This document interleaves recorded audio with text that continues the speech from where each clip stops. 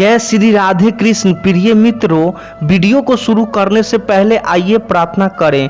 हे श्री कृष्णा, जो भी भक्त आज इस अमृतवाणी को सुन रहा है उनके जीवन में आपकी कृपा सदा बनी रहे और उनके सभी कष्ट दूर हो। मित्रों, इस अद्भुत वाणी को सुनने से पहले अपने विचार और भक्ति को व्यक्त करते हुए नीचे कमेंट में जय श्री राधे कृष्ण जरूर लिखें। आपकी यह भक्ति हमारी इस यात्रा को और भी अद्भुत बनाएगी। और हाँ, अगर आपका दिल सच में कृष्ण प्रेम से भरा है तो इस वीडियो को कम से कम 3 ऐसे अपने लोगों के साथ जरूर साझा करें जिन्हें आप अपने जीवन में सबसे ज़्यादा मानते हैं, क्योंकि हो सकता है आपकी एक शेयर से किसी की जिंदगी में राधे कृष्ण का दिव्य प्रकाश उतर आए। साथ ही यदि आप हमारे चैनल युवा इंस्पायर्ड पर नए हैं तो अभी सब्सक्राइब करें और घंटी के बटन को दबाएं ताकि आप हमारी हर नई भक्ति यात्रा का हिस्सा बन सके। तो चलिए बिना देरी किए इस दिव्य यात्रा की ओर बढ़ते हैं। ज्यादा बोलने से बेहतर क्यों होता है चुप रहना, जाने कैसे। यह आपकी एनर्जी को बचाता है। मौन शक्तिशाली है। ज़्यादा बोलने से आप अक्सर ओवर शेयरिंग पर आ जाते हैं, यानी आप लोगों को वह सब बताने लग जाते हैं जिसको जानना उनके लिए जरूरी नहीं था। ओवर शेयरिंग से आप अपनी एनर्जी लीक करते हैं। यही कारण है कि मौन का खास महत्व है। कम बोलने वाले लोग अपनी एनर्जी सही चीज के लिए बचा कर रखते हैं और इसे प्रभावित होने से भी रोकते हैं। अपने अक्सर बड़े और ज्ञानी लोगों को देखा होगा कि वह कम बोलते हैं लेकिन बेहद नपातुल्ला और प्रभावशाली बोलते हैं, क्योंकि उन्हें पता है कि एनर्जी कैसे काम करती है और इसे कहाँ बचाया जा सकता है। जो लोग वाकिब में सफल होते हैं, ज्ञानी होते हैं, वह ढिंढोरा नहीं पीटते। अटेंशन के भूखे लोग ही मौन की ताकत को नहीं समझ पाते, जबकि चुप रहना आपका एक हथियार बन सकता है। खुद की एनर्जी को रक्षा करने का भी और दूसरों का आंकने का भी। जो लोग चुप नहीं रह पाते उनके जीवन में कुछ भी निजी नहीं होता, सब कुछ पब्लिक होता है। लोगों को सिर्फ उतना ही बताना चाहिए जितना उन्हें जानने की जरूरत है। आप जितना काम बताएंगे लोग उतना ही सोचेंगे कि आपका अगला मूव क्या होगा। इंटेंशन को भूल जाइए, क्योंकि विध्वंस में तेज आवाज होती है लेकिन सर्जन यानी क्रिएशन शांति में होता है। तो आप तय कर लीजिए कि आपको इस जीवन में कुछ क्रिएट करना है या विध्वंस करना है। हम सभी जीव एनर्जी ही हैं। इस ब्रह्मांड में सब कुछ एनर्जी की फॉर्म में ही। यही कारण है कि अपने अंदर की एनर्जी को बचाना जरूरी है। अक्सर ऐसा होता है कि हम अपने प्लान्स, अपने जीवन की हर बात लोगों से शेयर करने लग जाते हैं और फिर उनकी राय एनर्जी के रूप में हम तक पहुंचती है। कभी यह राय सही होती है तो कभी गलत भी। हम इतना शेयर कर चुके होते हैं कि लोग की तरह की एनर्जी हम तक पहुंचने लगती है। यह हमारी ऊर्जा को भी प्रभावित और डिस्ट्रैक्ट करती है। आप जितना चुप रहेंगे उतनी तेजी से आगे बढ़ेंगे, क्योंकि आपका फोकस और एनर्जी एक ही दिशा में होगी। हाँ, राय लेने में कोई बुराई नहीं है, लेकिन इसके लिए आपको चुनना होगा कि किससे राय लेना बेहतर है, कैसे करें। मौन की मौन को प्रैक्टिस में कैसे लाएं। इसका सबसे आसान तरीका है मेडिटेशन। जितना दिमाग शांत होगा उतना ही आप कम बोलेंगे। दिमाग में जितना विचार होंगे उतना ही आपका मन चंचल रहेगा। मेडिटेशन से आपको विचारों पर कंट्रोल करना आएगा और फिर आप देखेंगे कि आपके व्यक्तित्व में कैसे बदलाव आता है। आप जब तक अंदर से शांत नहीं होंगे तब तक बाहर से भी हलचल मची रहेगी। इसके अलावा आप किताबें पढ़ना हमेशा देखने या सुनने से बेहतर होता है, क्योंकि इससे फोकस बढ़ता है।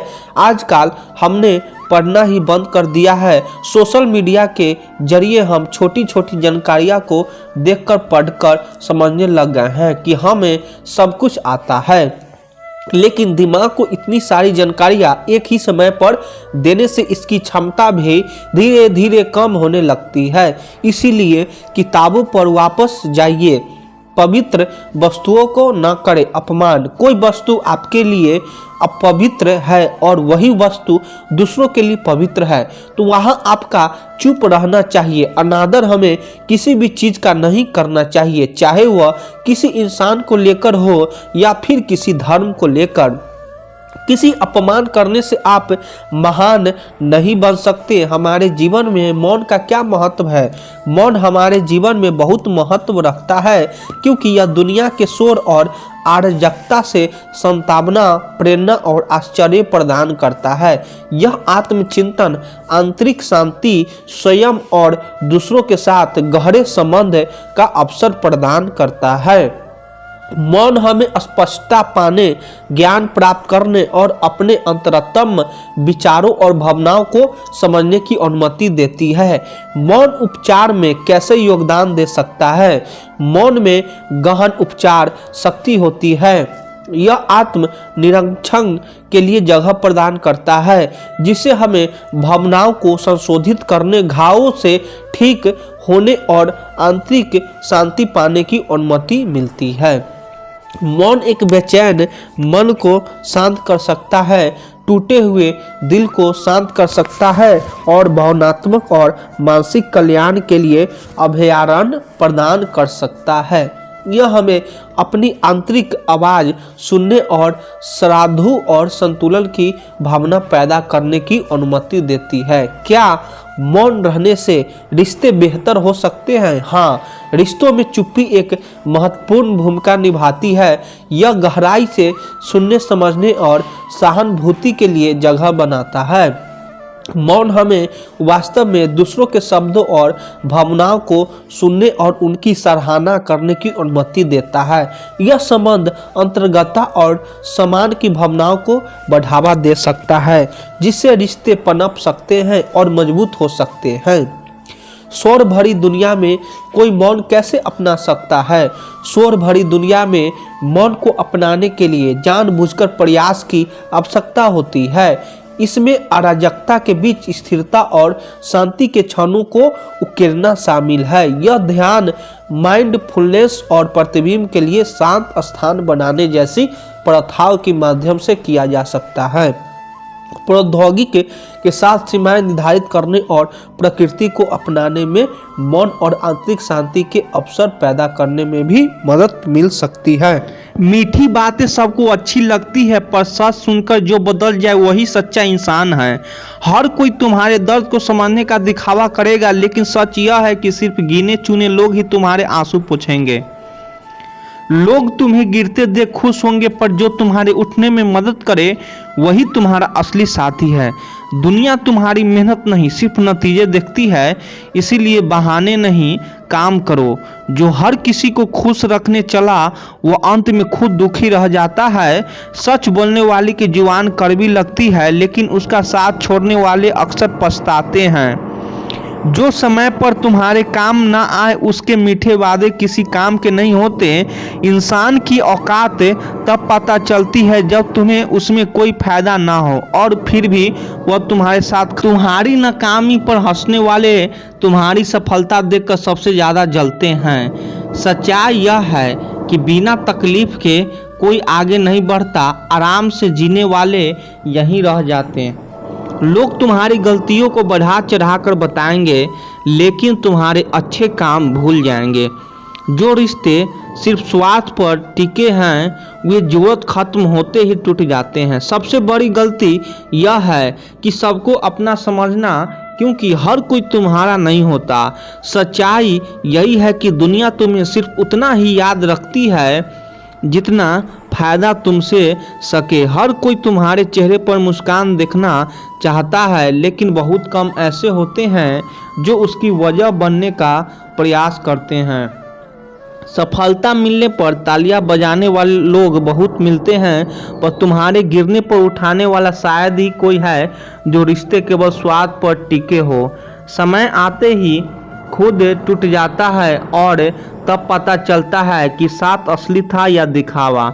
जीतने का हक सिर्फ उसी को है जो हारने के बाद भी मैदान छोड़कर नहीं भागता। बुराई का साथ देने वाले अक्सर खुद को समझदार कहते हैं, लेकिन वही सबसे पहले पतन का शिकार होते हैं।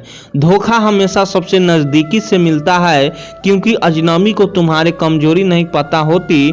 नीयत साफ हो तो मुश्किलें भी रास्ता देती है, लेकिन चालाकियाँ हमेशा इंसान को नीचे गिराती है। कामयाबी उन्हीं को मिलती है जो बातें कम और मेहनत ज़्यादा करते हैं। बाकी लोग सिर्फ शिकायतें में जीवन गुजार देते हैं। दर्द वही समझ सकता है जिसने खुद झेला हो, बाकी सब केवल सहानुभूति जताने का नाटक करते हैं। ईमानदारी से जीना आसान नहीं, क्योंकि सच का रास्ता अक्सर अकेलेपन से होकर गुजरता है। झूठ से बनी रिश्ते मजबूत दिखते जरूर है, लेकिन पहली आंधी आते ही बिखर जाती है। सम्मान मांगना नहीं जाता, कामयाब जाता है, और जो इसे छल से हासिल करना चाहता है वे हमेशा बेनकाब होता है। विश्वास खोने में एक पल लगता है, लेकिन उसे वापस पाने में पूरी उम्र लग जाती है। हर कोई तुम्हें सलाह देगा, पर तुम्हारी तकलीफ का बोझ उठाने वाला शायद ही कोई होगा। काम को टालने वाला हमेशा पछताता है, क्योंकि समय किसी का इंतजार नहीं करता। बदला लेने से बड़ी जीत यह है कि तुम इतना आगे बढ़ जाओ कि तुम्हारा अपमान करने वाले तुम्हें देखकर शर्मिंदा हो। सही राह चुनने वाला अक्सर शुरू में अकेला होता है, लेकिन अंत में वही सबसे आगे खड़ा होता है। असली ताकत हाथों में नहीं, इरादों में होती है। कमजोरी इराद वाले लाख साधन होते हुए भी हार जाता है। खुश मद करने वाले चारों ओर मिलेंगे, पर सच्चाई बताने वाला दुर्लभ होता है। जो इंसान हर किसी को खुश रखने में लगा रहता है, अंत में सबसे ज़्यादा टूटा वही होता है। इसीलिए अपनी सीमाएं तय करो, वरना लोग तुम्हें इस्तेमाल करके छोड़ देंगे। जिस दिन तुमने किराए से ज़्यादा अपनी मेहनत को महत्व देना शुरू किया, उसी दिन तुम्हारा जीवन बदल जाएगा। सच यह है कि दुनिया तुम्हें उतना ही चाहती है जितना उसे तुमसे फायदा होती है। इसीलिए खुद को इतना मजबूत बनाओ कि तुम्हें किसी सहारे की जरूरत ना पड़े। हमारा मन शांत रहता है, इसके साथ ही प्रेम और दया का भाव हमारे मन में प्रबल होता है। उदाहरण के लिए, अगर कोई व्यक्ति किसी से चोट खाता है या किसी के साथ उसका व्यवहार ठीक नहीं होता, तो उसका मन नकारात्मक से भर जाता है। लेकिन अगर वह उस स्थिति को समझदारी और प्रेम के दृष्टिकोण से देखता है, तो उसके मन में शांति और संतोष पैदा होता है। मनुष्य के जीवन में प्रेरणा और आनंद का स्रोत वही बनता है जो मन को नियंत्रित कर सकारात्मक भावनाओं से भरता है। यदि हम अपने मन को सच्चाई, प्रेम और धैर्य के साथ जोड़ते हैं, तो यह हमें कठिन परिस्थितियों में भी स्थिर और उत्साहित रखता है। जैसे एक नाविक समुद्र में तूफान के बीच भी अपनी नाव सही दिशा में ले जाता है, वैसे ही हमारे मन का नियंत्रित और सकारात्मक दृष्टिकोण हमें जीवन के तूफानों से बाहर निकालता है। इसीलिए इस उपदेश का सार यह है कि मन हमारी सबसे बड़ी शक्ति है। यह हम पर निर्भर करता है कि हम इसे अपने शत्रु की तरह होने दें, जो हमें अंदर से कमजोर कर देता है, या मित्र की तरह जो हमें प्रेरित, शांत और आनंदित बनाता है। जब हम इसे सच्चाई और प्रेम के साथ जोड़ते हैं, तो हमें हमारे जीवन में अस्थायी शांति, प्रेरणा और संतोष पैदा होता है। इस पूरे विचार को ध्यान में रखकर आप यह समझ सकते हैं कि किसी भी कठिनाई का समस्या में मन को नियंत्रित करना और उसे सकारात्मक दिशा में रखना ही जीवन की सबसे बड़ी कला है। यही कारण है कि श्री कृष्ण ने कहा कि मन आपका शत्रु भी हो सकता है और मित्र भी, और इसका चुनाव आपके हाथ में है। श्री कृष्ण कहते हैं, जो व्यक्ति दूसरों के प्रति ईमानदार और विश्वसनीय होता है, वही समाज में सम्मान और आत्मसम्मान प्राप्त करता है। जब हम इस उपदेश को गहराई से समझते हैं, तो हमें यह जानना बहुत जरूरी है कि विश्वास और ईमानदारी केवल शब्दों का खेल नहीं है, बल्कि यह हमारे व्यवहार, कर्म और जीवन के हर छोटे फैसले में प्रकट होते हैं। सोचिए, अगर कोई व्यक्ति अपने मित्र या सहकर्मी से वादा करता है और उसे निभाता नहीं है तो उस व्यक्ति के प्रति सम्मान और भरोसा धीरे धीरे कम से जाता है। कभी कभी ऐसा छोटा सा कदम या झूठ किसी रिश्ते या प्रतिष्ठा को अस्थायी रूप से नुकसान पहुंचा सकता है। यही कारण है कि श्री कृष्ण कहते हैं कि विश्वास का महत्व इतना बड़ा है कि एक बार खो जाने पर उसे वापस पाना कठिन हो जाता है। विश्वास का टूटना केवल बाहरी नुकसान नहीं है, बल्कि यह व्यक्ति के मन और आत्म पर निर्भर असर डालता है। जब लोग किसी व्यक्ति पर भरोसा नहीं करते तो वह व्यक्ति अकेला और असुरक्षित महसूस करता है। इसके विपरीत जो व्यक्ति ईमानदारी और विश्वसनीयता के मार्ग पर चलता है, उसके शब्दों और कर्मों का प्रभाव समाज में अस्थायी रहता है। उदाहरण के लिए एक शिक्षक को ही ले लीजिए, बच्चों के साथ हमेशा सच्चाई और न्याय के साथ पेश आता है। वह बच्चों और अभिभावकों के बीच सम्मान और विश्वास का प्रतीक बन जाता है और उसका प्रभाव सालों तक याद रखना जाता है। ईमानदारी का अर्थ केवल बड़े फैसलों में सच बोलना नहीं है, बल्कि यह रोजमर्रा के छोटे छोटे कर्मों में भी झलकता है। हमेशा वह लोग सबसे ज़्यादा याद आते हैं जिनके साथ हम सबसे ज़्यादा खामोश रहे थे, क्योंकि दिल की सबसे गहरी बातें अक्सर बिना शब्दों के कही जाती है। जो लोग कहकर चले जाते हैं वह लौट भी के नहीं आते, लेकिन जो बिना कहे चले जाएं उनकी खामोशी सारी उम्र गूंजती रहती है। रिश्ते वक्त नहीं मांगते, समझदारी मांगती है, और समझदारी तब आती है जब इंसान अपनी अहमियत से ज़्यादा सामने वाले की सच्चाई को देख पाता है। जिंदगी ने जब भी गिराया तभी खुद को संभालना सीखा, और आज जो खड़ा हूँ वह सिर्फ इसीलिए क्योंकि टूटने के बाद भी उठने की हिम्मत थी।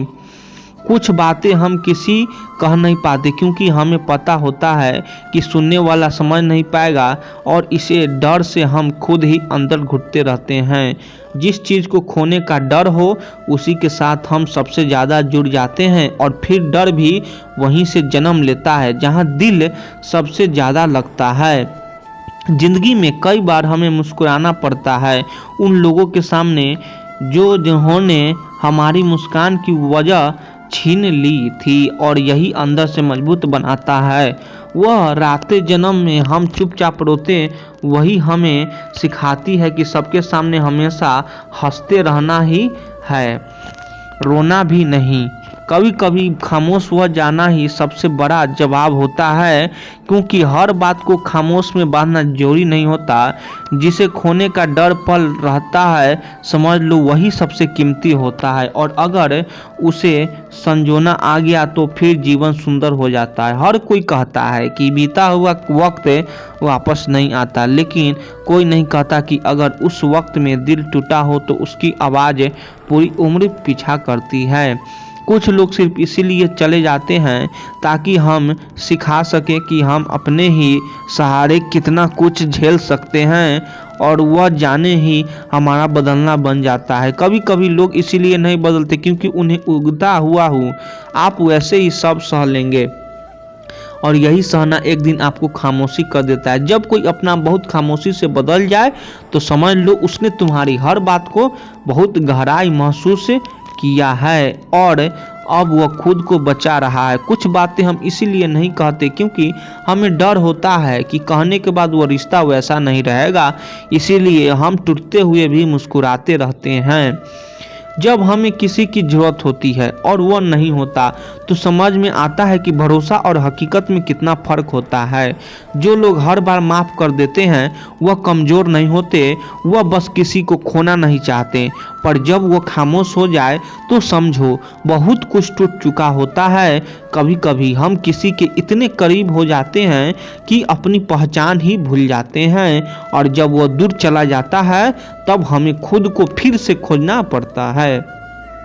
हर दिन तन्हा महसूस करना बुरा नहीं, लेकिन जब भीड़ में भी अकेलापन घर ले तो समझ लो कुछ अंदर से थक चुका है। वो पल सबसे मुश्किल होते हैं जब कोई बहुत अपना भी अजनबी जैसा बर्ताव करने लगे और तुम बस उसकी पुरानी यादों से चिपके रह जाओ। जिंदगी में कुछ फैसले दिल से करने पड़ते हैं और कुछ दिमाग से, पर जब दोनों उलझ जाए तब वक्त ही सबसे बड़ा गुरु बनता है। कुछ रिश्ते हम खुद नहीं तोड़ते, लेकिन जब वह हमें अंदर ही अंदर तोड़ने लगे तब दूरी बनाना मजबूरी नहीं जरूरी हो जाता है। हर कोई कहता है कि वक्त सब ठीक कर देता है, लेकिन कुछ घाव ऐसे होते हैं जो वक्त के साथ और गहरे हो जाते हैं।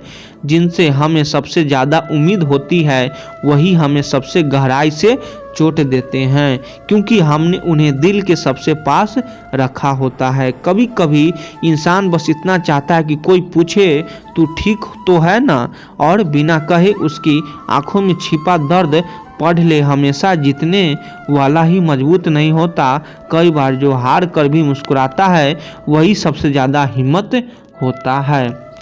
अक्सर जीवन में सबसे पहले हमें यही सिखाया जाता है कि डर के मारे भाग जाना ही समझदारी है।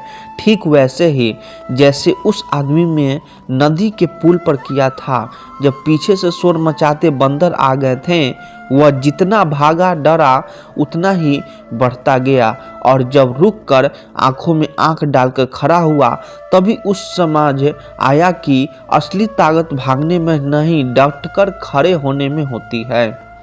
जीवन में नकारात्मक सोच भी कुछ ऐसी भी होती है, यह तभी तक हावी रहती है जब तक हम उनसे डरते रहते हैं, लेकिन जिस दिन हम अपने मन को सामने खड़े होकर कह देते हैं कि अब नहीं, उस दिन यह विचार खुद रास्ता बदल लेते हैं। शायद इसी डर के चलते इंसान बड़ा होता है तो बचपन भूल जाता है, क्योंकि जिम्मेदारियों का डर मासूमियत को दबा देता है।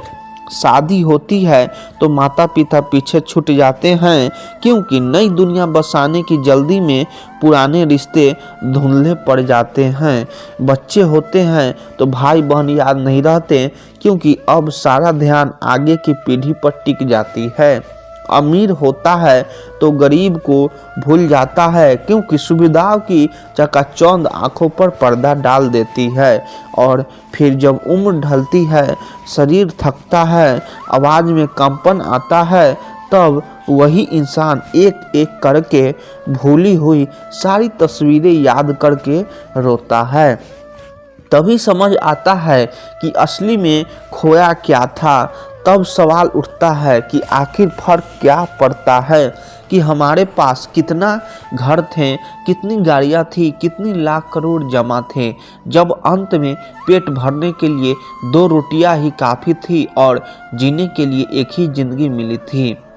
फर्क इस बात से पड़ता है कि उस एक जिंदगी में हमने कितने बार खुलकर हंसा, कितनी बार किसी और के चेहरे पर मुस्कान लाने की वजह बने, कितनी बार किसी के दुख में बिना स्वार्थ के साथ खड़े हुए। जब जिंदगी कठिन लगे, जब हर तरफ परेशानी हो, परेशानी दिखे, तब भी एक अजीब सी तसल्ली रखनी चाहिए कि शायद ऊपर वाला हमें देख रहा है। शायद इसी परीक्षा से गुजर कर हमें कुछ बड़ा समझना है। देर जरूरी होती है पर सुनवाई होती है, क्योंकि भाग्य कोई अचानक मिलने वाला इनाम नहीं, बल्कि उन्हें कर्मों का आईना होता है जो हमने कभी किए थे। जो आज बोया जा रहा है वही कल काटा जाएगा। इसलिए जो लोग आज अच्छे कर्म चुन रहे हैं वे अनजाने में अपने आने वाले कल की नींव रख रहे हैं। अतीत को कोसने से कुछ नहीं बदलता, उसे बदला भी नहीं जा सकता, लेकिन वर्तमान में लिया गया एक सी फैसला भविष्य की दिशा मोड़ सकता है। सुख और दुख साथ साथ चलते हैं, उसे एक ही सिक्के के 2 पहलू हो, एक को थामोगे तो दूसरों भी हाथ में आएगा। इसीलिए लक्ष्य की ओर बढ़ते रहना जरूरी है, चाहे रास्ता थकान वाला हो या नहीं। किसी के सामने गिड़गिड़ाने से ना सच्ची मोहब्बत मिलती है ना सामना, क्योंकि इज्जत वही होती है जो इंसान खुद अपने लिए खड़ा होकर कमाता है। स्वाभिमान जिंदा रहे तो हालात चाहे जैसे हो इंसान टूटता नहीं। दूसरों से लड़ने में ऊर्जा गंवाने से अच्छा है खुद को हर दिन थोड़ा बेहतर बनाना, क्योंकि आदत अचानक नहीं बनती, वह रोज रोज हार न मानने से पैदा होती है और शायद इसी जिद, इसी अंदरूनी आवाज़, इसी डटकर खड़े होने से ताकत रास्ता छिपा देता है। अक्सर ज़िंदगी हमें सबसे पहले यही सिखाती है कि जो जितना डर कर झुकता है उसे उतना ही दबाया जाता है, और जो जितना डट कर खड़ा हो जाता है वही सामने वाला को अपना सीमा याद दिला देता है। यही नियम हालातों पर भी लागू होता है, यही लोग पर भी और यही हमारे अपने डर पर भी। इंसान का भाग्य कोई आसमान से टपकने वाली चीज़ नहीं है, वह धीरे धीरे हमारे स्वभाव और हमारी वाणी से गढ़ा जाता है। अगर भीतर अच्छाई है, व्यवहार में विनम्रता है और सोच में साफ नियत है तो हालात चाहे जैसे हो रास्ते अपने आप खुलते चले जाते हैं। लेकिन अगर मन में क्रोध भरा हो, आलस ने घर बना लिया हो और हर बात में शिकायत की आदत हो तो वही इंसान अपने भाग्य के दरवाजे खुद बंद करके देता है। वाणी एक ऐसा हथियार है जो बिना खून बहाए या तो आपको ऊंचाइयों तक पहुंचा सकता है या फिर आपको अकेला छोड़ सकता है। इसलिए कब बोलना है, कहाँ चुप रहना है और कितना कहना है, यह समझ आ जाए तो जिंदगी खुद आसान होने लगती है। जब भी अगर किसी वक्त से मतलब रखना है तो अपने आप से रखो, अपनी मेहनत से, अपने उसूलों से, क्योंकि जब आपका घर जलता है तब लोग सहानुभूति दिखाने जरूरी होते हैं, लेकिन जब वही घर मजबूत और बड़ा हो जाता है तो बधाई देने वाले की गिनती कम हो जाती है। बुरे वक्त में लोग यह कहने आते हैं कि बुरा हुआ, पर अंदर ही अंदर वे तमाशा भी देखते रह जाते हैं। यही दुनिया की सच्चाई है जिसे समझ लेने के बाद इंसान कम टूटता है। दुआओं से वही फल मिलता है जो कभी कर्मों के रूप में बोया गया है। जब आप गिरते हैं तब अक्सर कोई हाथ पकड़ने नहीं आता, लेकिन जैसे ही आप संभल कर उड़ने लगते हैं वैसे ही बहुत से लोग पंख कतरने की कोशिश करने लगते हैं। समाज का नज़रिया जगह बदलने ही बदल जाता है। शराब का दुकान पर बैठकर दूध पीने वाला भी शराबी कहलाता है और मंदिर में बैठकर पीने वाला संत। इसीलिए लोगों के राय को अपने जीवन का पैमाना मत बनाओ। असली ताकत उस विश्वास से है जो इंसान अपने भीतर पालता है। जब दिल में ईश्वर पर भरोसा होता है तब हालात भी धीरे धीरे रास्ता देने लगते हैं और वही चीज बाहर वाले का चमत्कार लगती है। श्री कृष्ण कहते हैं भीड़ के साथ चलना आसान होता है, लेकिन भीड़ में इंसान अपने पहचान खो देता है। अकेले चलना मुश्किल जरूर होता है, पर वही लोग आगे चलकर इतिहास बनाते हैं। जैसे उस संत के दो तोते ने प्यार से राम राम कहा और दूसरा गलतियां बकता रहा क्योंकि उनकी संगत अलग थी। यह कहानी हमें चुपचाप समझा देती है कि हम जिनके साथ उठते बैठते हैं उनका असर हमारे शब्दों, सोच और भविष्य तक पहुंच जाता है। कभी कभी जीवन हमें चुपचाप एक ही बात समझाने की कोशिश करता है कि या तो वक्त के साथ खुद को बदलना सीखो या फिर इतनी समझ और हिम्मत पैदा करो कि वक्त की दिशा ही बदल सके।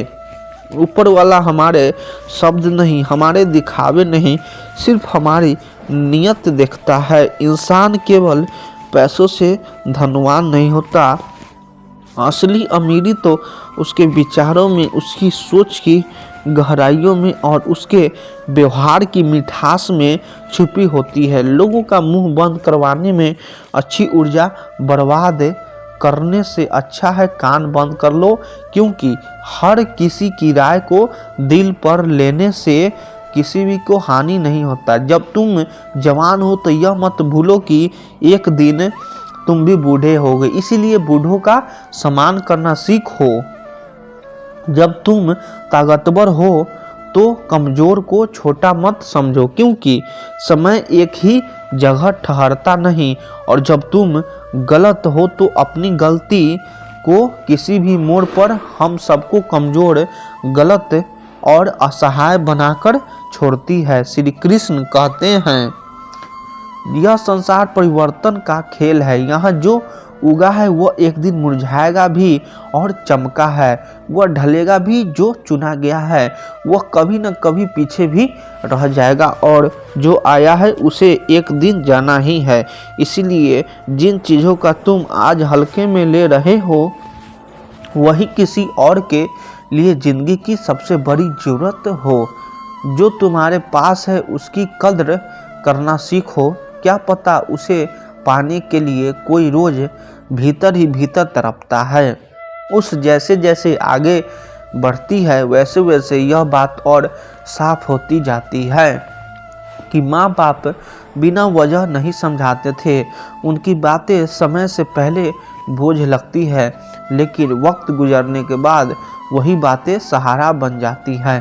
जीवन में दो चीज़ों पर नियंत्रण बहुत ज़रूरी है। अगर आमदनी कम हो तो खर्चों पर लगाम, और अगर समझ अधूरी हो तो शब्दों पर, क्योंकि गलत जगह बोला गया एक शब्द सालों की मेहनत मिटा सकता है।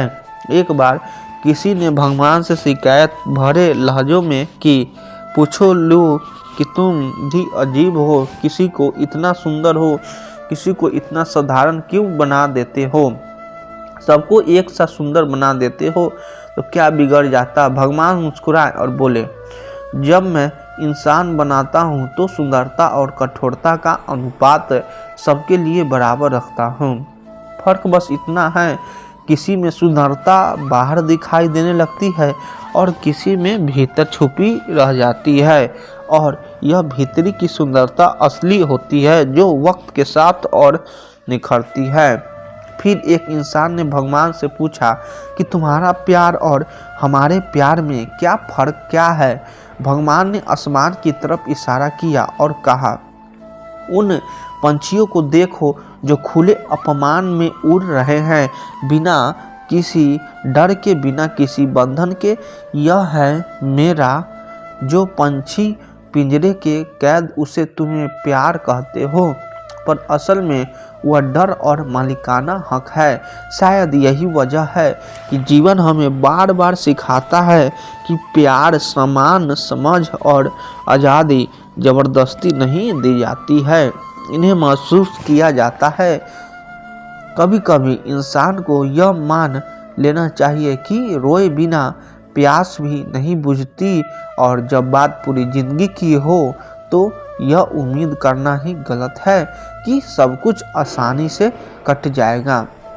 यहाँ हर किसी को अपने हिस्से से दर्द उठाना पड़ता है। फर्क बस इतना होता है, कोई उसे शब्दों में उतार देता है और कोई खामोशी से इसे लेता है। आप कितने भी सच्चे, सीधे और अच्छे क्यों न हो, फिर भी किसी न किसी की कहानी में आप बुरे जरूर बनेंगे, क्योंकि ज़्यादातर लोग आपको आपकी नीयत से नहीं, अपने स्वार्थ की नज़र से देखते हैं।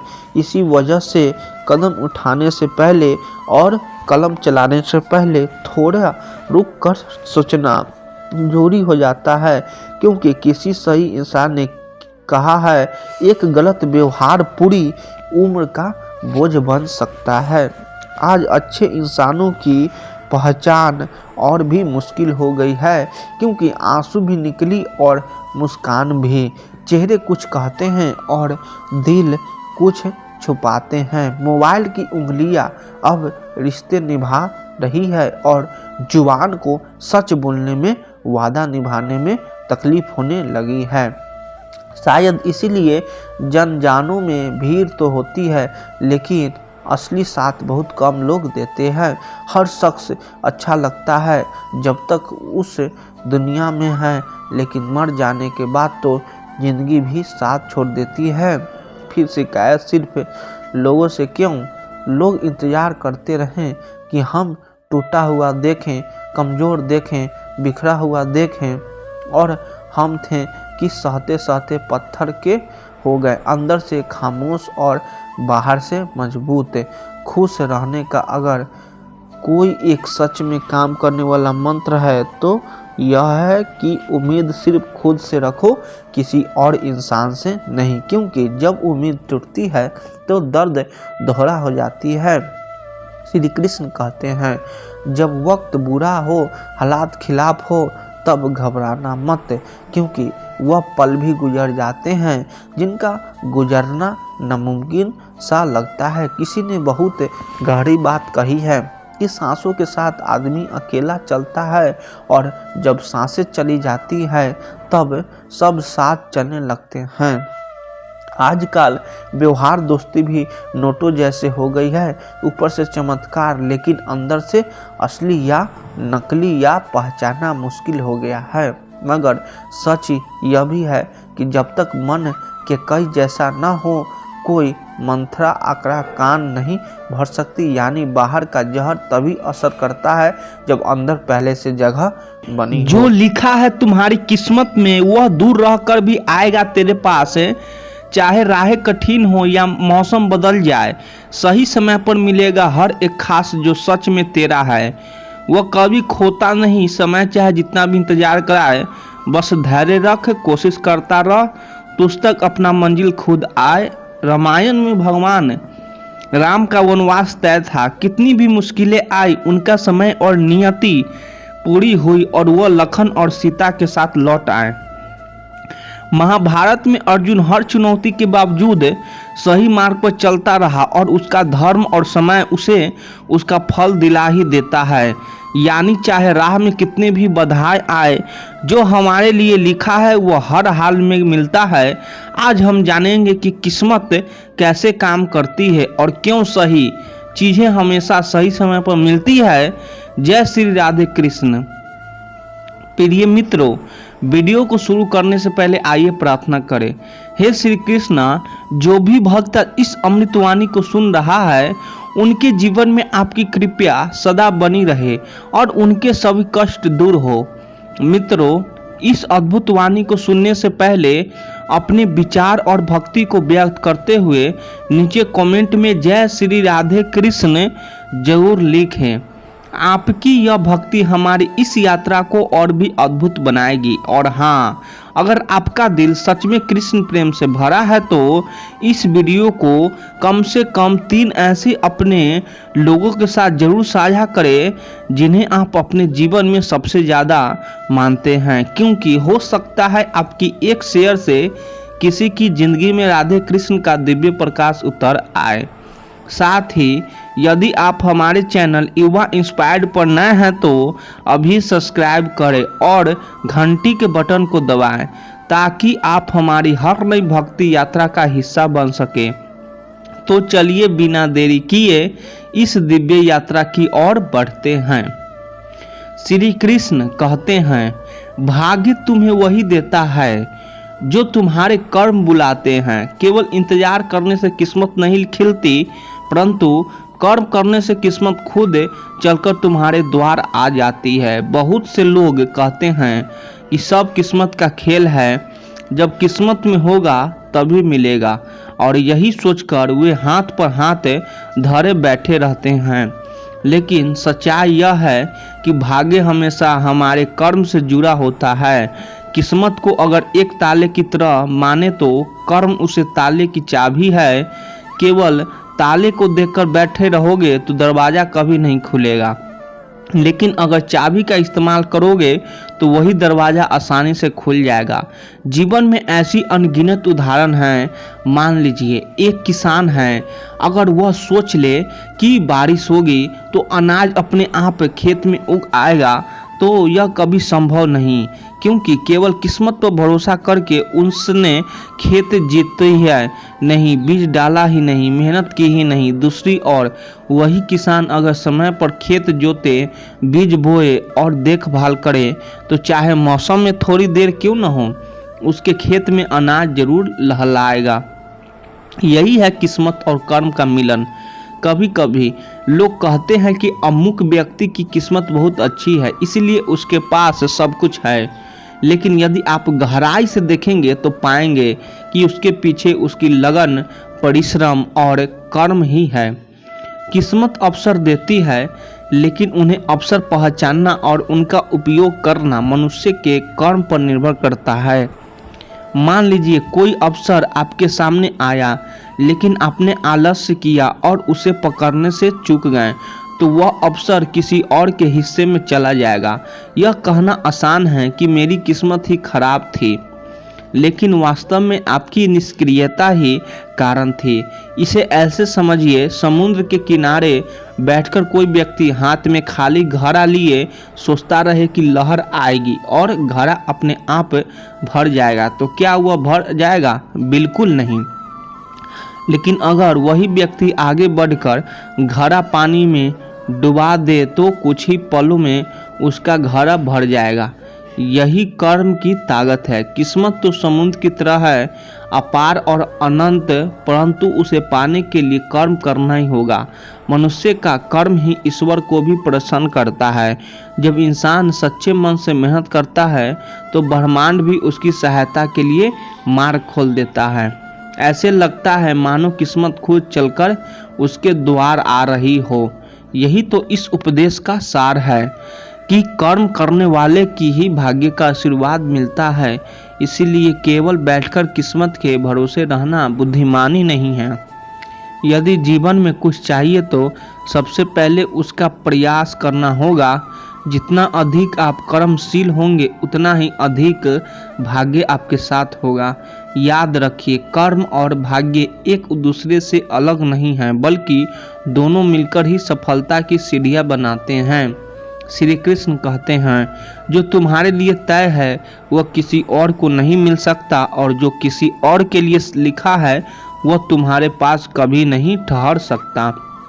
यह उपदेश जीवन का एक बहुत बड़ा रहस्य खोलता है। अक्सर हम सोचते हैं कि हमारी मेहनत किसी और के कारण व्यर्थ हो गई, या जो हमें चाहिए था वह किसी और को मिल गया। कभी कभी हम ईर्ष्या, जलन या दुख में डूब जाते हैं कि शायद हमारी किस्मत ही खराब है। लेकिन जब हम इस गहरे सत्य को समझते हैं कि जो चीज़ वास्तव में हमारे हिस्से में लिखी है उसे कोई हमसे छीन नहीं सकता, तो मन को एक अजीब सी शांति मिलती है। इस बात को समझने के लिए एक उदाहरण सोचिए। मान लीजिए दो बच्चे एक ही पेड़ के नीचे खड़े हैं। हवा से एक आम गिरता है और वह सीधे उन बच्चों में से एक के पैर के पास आकर गिरता है। जो दूसरे बच्चा चाहे जितना चाहे ले कि यह आम उसका होता है, लेकिन वह उसी बच्चे के पास गिरा जिसके हिस्से में वह लिखा था। अब अगर वह बच्चा इसे उठाकर खा लेता है तो यह उसका ही फल है, परंतु अगर वही आम दूसरे बच्चों के पास चला जाए तो वह टिकेगा नहीं, या तो सड़ जाएगा या वापस पहले बच्चे तक किसी न किसी तरह पहुंच जाएगा। यही नियति का नियम है। कभी कभी हमें लगता है कि कोई अवसर हमारे हाथ से निकल गया, लेकिन सच्चाई यह है कि यदि वह अवसर वास्तव में हमारा होता है तो वह किसी भी परिस्थिति में हमारे पास लौटकर आता है। जीवन में जो चीज़ हमारे लिए बनी ही नहीं है वह चाहे थोड़े समय के लिए हमारे पास आ भी जाए लेकिन टिकेगा नहीं। उदाहरण के लिए, यदि कोई व्यक्ति धन प्राप्त कर भी ले तो लेकिन वह धन उसके भाग्य में अस्थायी नहीं है, तो अचानक कोई परिस्थिति आ जाएगी, नुकसान, बीमारी या खर्च, और वह धन उससे चला जाएगा। इसका मतलब यह नहीं कि हमें कर्म करना छोड़ देना चाहिए, बल्कि इसका अर्थ है कि हमें कर्म करते समय परिणाम की चिंता छोड़ देनी चाहिए, क्योंकि परिणाम हमारा नहीं, वह तो पहले से तय है। हमारी जिम्मेदारी केवल प्रयास करना है, क्योंकि प्रयास ही हमें उस चीज़ तक पहुंचाता है जो वास्तव में हमारे हिस्से की है। सोचिए, अगर कोई इंसान केवल इस डर से मेहनत न करे कि शायद वह अवसर मेरा नहीं है, तो वह अपनी संभावनाओं को ही मार देता है। जीवन का असली सुख इसी में है कि हम पूरी निष्ठा से प्रयास करें, लेकिन यह समझकर कि जो वास्तव में हमारा है वह किसी भी हालात में हमसे छीन नहीं सकता। इसी सोच से ईर्ष्या और तुलना भी समाप्त हो जाती है। श्री कृष्ण कहते हैं, जब कोई मूर्ख बदले की आग में अंधा हो जाता है तो वह अपने ही जीवन को जलाने लगता है। बुद्धिमान व्यक्ति उस आग में घी नहीं डालता बल्कि मौन रहकर प्रतीक्षा करता है कि समय स्वयं उसे बुझा देगा। अब इस उपदेश को समझना बहुत जरूरी है।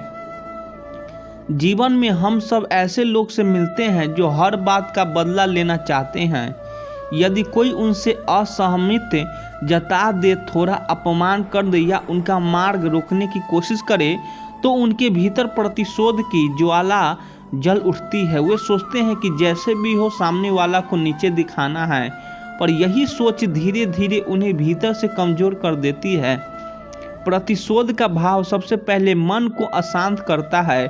व्यक्ति चैन से सो नहीं पाता, उसे हर समय वही बात परेशान करती है कि सामने वालों को कैसे हराना है। उसका मन उसी एक विचार में उलझा रहता है।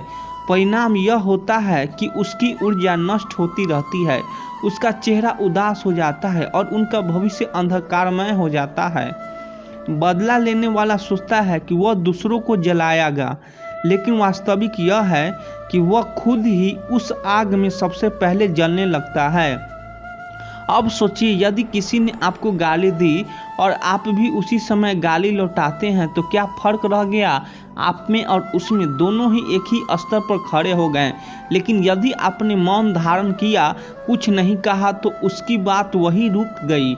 आपका मौन एक ढाल बन गया जिसने उस आग को फैलने ही नहीं दिया। यही वह समझदारी है जो व्यक्ति को ऊंचाई तक ले जाती है। मौन का अर्थ यह नहीं कि आप कमजोर हैं। मौन का अर्थ यह है कि आपके भीतर इतनी शक्ति है कि आप अपनी भावनाओं को नियंत्रित कर सकते हैं। क्रोध का उत्तर क्रोध से देना तो आसान है, लेकिन क्रोध का उत्तर मौन और धैर्य से देना वास्तव में बड़ी वीरता है। जब आप मौन रहकर समय को काम करने देते हैं तो सत्य धीरे धीरे उजागर ही हो जाता है। झूठ बोलने वाला, अपमान करने वाला या बदला लेने वाला व्यक्ति कुछ समय बाद स्वयं अपनी बातों में उलझकर गिर पड़ता है। एक साधारण उदाहरण लीजिए। मान लीजिए किसी ने आपके बारे में समाज में झूठ फैला दिया। यदि आप हर किसी को पकड़कर सफाई देने लगे तो लोग यही सोचेंगे कि शायद कुछ गड़बड़ है। लेकिन अगर आप शांत रहकर अपने कर्म पर ध्यान देते हैं तो लोग धीरे धीरे यह समझ जाएंगे कि सच क्या है। आपकी सच्चाई और आपका आचरण ही आपका सबसे बड़ा उत्तर बन जाता है। समय सबसे बड़ा न्यायाधीश है। यदि हम हर चोट का जवाब तुरंत देना चाहें तो हम समय से लड़ाई करने लगते हैं, लेकिन यदि हम धैर्य रखें तो समय स्वयं हमें न्याय दिलाता है। प्रतिशोध की ज्वाला कुछ क्षण की तृप्ति देती है, लेकिन मौन और संयम जीवन भर का सम्मान दिलाता है। इसलिए जीवन में जब भी कोई आपको नीचा दिखाने की कोशिश करे या कोई आपको अपमानित करे या प्रयास करे तो तुरंत प्रतिक्रिया मत दीजिए। उस क्षण में मौन रहकर स्वयं को संभालना सबसे बड़ा उत्तर है। यह मौन ही है जो धीरे धीरे आपके शत्रु को पराजित कर देता है और आपको भीतर से और मजबूत बना देता है। श्री कृष्ण कहते हैं, मौन रहना कायरता नहीं है, यह सबसे बड़ी शक्ति है। वाणी से प्रहार कर देना आसान है, परंतु संयम से मौन रहकर स्वयं को संभालना कठिन और वीरता का काम है। अब इस उपदेश को गहराई से समझते हैं। हम अक्सर यह सोचते हैं अगर किसी ने हमें अपमानित किया, गलत कहा या चोट पहुंचाई तो तुरंत जवाब देना ही ताकत है। लोग भी यही मान लेते हैं कि जो तुरंत पलटकर बोलता है वही साहसी है, लेकिन सच्चाई इससे बिल्कुल अलग है। पलटकर बोलना, क्रोध में प्रतिक्रिया देना या कठोर शब्दों से उत्तर देना आसान है। इसके लिए किसी विशेष बुद्धि, धैर्य या संयम की आवश्यकता नहीं होती। यह तो स्वाभाविक प्रतिक्रिया है। जैसे आग में ईंधन डालो तो वह भड़क उठेगी, लेकिन जब आप मौन रहते हैं तब आप स्वयं की भावनाओं पर नियंत्रण करते हैं। आप यह साबित करते हैं कि आप किसी और के शब्दों या व्यवहार के गुलाम नहीं हैं। यही सबसे बड़ी शक्ति है। मौन धारण करना दरअसल आत्मविजय है और आत्मविजय ही जीवन की सबसे बड़ी जीत है। कायर वह होता है जो डर के कारण चुप रहता है, लेकिन जो व्यक्ति अपने क्रोध, अपने शब्दों और अपने प्रतिक्रियाओं पर नियंत्रण करके मौन चुनता है वह कायर नहीं बल्कि वीर कहलाता है। वीरता का अर्थ केवल शस्त्र उठाना नहीं है, वीरता का अर्थ है स्वयं को कठिनतम परिस्थिति में भी संभालना। सोचिए, किसी ने आपको गाली दी, अपमान किया या आपके बारे में झूठ फैलाया। उस समय आपका मन भी चाहता है कि आप तुरंत कुछ कहें ताकि सामने वाला चुप हो जाए, लेकिन अगर आप धैर्य रखकर मौन रह जाते हैं तो यही मौन धीरे धीरे सामने वाले को असहज कर देता है, क्योंकि वह चाहता है कि आप प्रतिक्रिया दें, लड़ें, बहस करें, लेकिन आपका मौन उसे भीतर से पराजित कर देता है। आपका मौन यह संदेश देता है कि उसकी नकारात्मक का आप पर कोई असर नहीं है। एक साधारण उदाहरण लीजिए। मान लीजिए कि बाजार में किसी ने आपको अपमानित कर दिया। यदि आप वहीं झगड़ने लगते हैं तो लोग उस दृश्य को तमाशा समझकर देखते हैं, लेकिन यदि आप मौन रहकर वहां से हट जाते हैं तो लोग समझेंगे कि गलती उसी व्यक्ति की थी जिसने आपको अपमानित किया। आपका मौन उस क्षण में आपका ढाल बन जाता है। मौन केवल अपमान से बेचैन का उपाय नहीं है, बल्कि यह आत्मशक्ति का विकास भी करता है। जब आप बार बार मौन रहकर कठिन परिस्थिति को सहते हैं तो धीरे धीरे आपके भीतर धैर्य का भंडार करता है। यही धैर्य आगे चलकर आपके जीवन के बड़े निर्णयों में सहायक बनता है। शब्दों से प्रहार करके सामने वालों को चुप करना क्षणिक विजय है, लेकिन मौन रहकर स्वयं को संभाल लेना अस्थायी विजय है। मौन आपको भीतर से मजबूत करता है और सामने वाले की कमजोरी को उजागर करता है। यदि रखो मौन वह शक्ति है जो शब्दों से कहीं अधिक प्रभावशाली होती है। शब्दों तो हवा में खो जाते हैं, लेकिन मौन सामने वाले के मन पर गहरी छाप छोड़ देता है। मौन धारण करने वाला व्यक्ति कभी भी कमजोर नहीं होता, बल्कि वही सच्चे अर्थों में सबसे शक्तिशाली होता है। श्री कृष्ण कहते हैं, बदले की भावना रखने वाला अपने ही मन को कैद में डाल देता है। जो क्षमा करना जानता है वही जीवन में मुक्त और आनंदमय रह सकता है। अब इस गहरे उपदेश को समझते हैं। जीवन में बहुत बार ऐसा होता है कि कोई हमें चोट पहुंचाया देता है, कोई हमारा अपमान कर देता है या कोई हमारे साथ अन्याय कर देता है। उस समय स्वाभाविक रूप से हमारे भीतर यह इच्छा पैदा होती है कि हम भी उसे वैसा ही दर्द दें जैसा उसने हमें दिया। यही बदले की भावना है। देखने में लगता है कि यह भावना हमें ताकत देती है, लेकिन वास्तव में यह हमें कैद कर देती है। प्रतिशोध का विचार मन को चैन नहीं लेने देता। दिन रात वही बात हमें भीतर में खाती रहती है। जब भी हम सोचना चाहते हैं, काम करना चाहते हैं, जीवन में आगे बढ़ना चाहते हैं, वही चोट और वही घटना हमें बार बार याद आती है। इसका मतलब है कि हम स्वतंत्र नहीं हैं। हमारा मन हमारे हाथ में नहीं है, बल्कि उस व्यक्ति के हाथ में है जिसने हमें कष्ट दिया। ऐसे में असली नुकसान हमारा ही होता है। सोचिए, यदि किसी ने आपको धोखा दिया और आपने निश्चय किया कि अब मैं भी उसे नुकसान पहुंचाऊंगा, तो उस दिन से आपका जीवन उसी प्रतिशोध की योजना बनाने में बीतने लगता है। आप काम पर ध्यान नहीं दे पाते, अपने परिवार को समय नहीं दे पाते, यहाँ तक कि अपना खुशी भी खो बैठते हैं। इस तरह बदले की आग में सबसे पहले आप ही जलने लगते हैं। इसके विपरीत यदि आप क्षमा करना सीख लेते हैं तो आपका मन हल्का हो जाता है। क्षमा का अर्थ यह नहीं कि आप कमज़ोर हैं, यह आप भूल गए कि किसी ने आपके साथ क्या किया। क्षमा का अर्थ है कि आप उस पर बोझ को अपने सिर पर ढोना नहीं चाहते। आप यह निश्चय कर लेते हैं कि आप सामने वाले की गलती आपके जीवन की खुशी को नष्ट नहीं करेगी। यही निर्णय आपको वास्तव में वो स्वतंत्र कराता है। क्षमा करने वाला व्यक्ति भीतर से बहुत बड़ा बन जाता है। उसका हृदय विस्तृत हो जाता है, उसके चेहरे पर शांति और संतोष दिखाई देता है और यही शांति उसकी सबसे बड़ी शक्ति बन जाती है। एक साधारण उदाहरण लीजिए। मान लीजिए आपके किसी मित्र ने आपके साथ छल किया। यदि आप हर समस्या यह सोचते हैं कि कैसे उस सज़ा दूं, तो आपका सारा ध्यान उसी पर केंद्रित रहेगा। लेकिन यदि आप क्षमा कर आगे बढ़ जाते हैं तो आप अपने जीवन के नए अवसरों पर ध्यान दे पाएंगे। धीरे धीरे आप इतना आगे निकल जाएंगे कि वही मित्र यह सोचने पर मजबूर होगा कि उसने आपके साथ गलत करके अपने ही भाग्य को छोटा कर लिया। क्षमा केवल दूसरों को नहीं बल्कि स्वयं को भी मुक्ति करती है। जब हम क्षमा करते हैं तो हमारे भीतर का बोझ उतर जाता है, मन की दीवारें टूट जाती है और जीवन फिर से हल्का, स्वतंत्र और आनंदमय हो जाता है।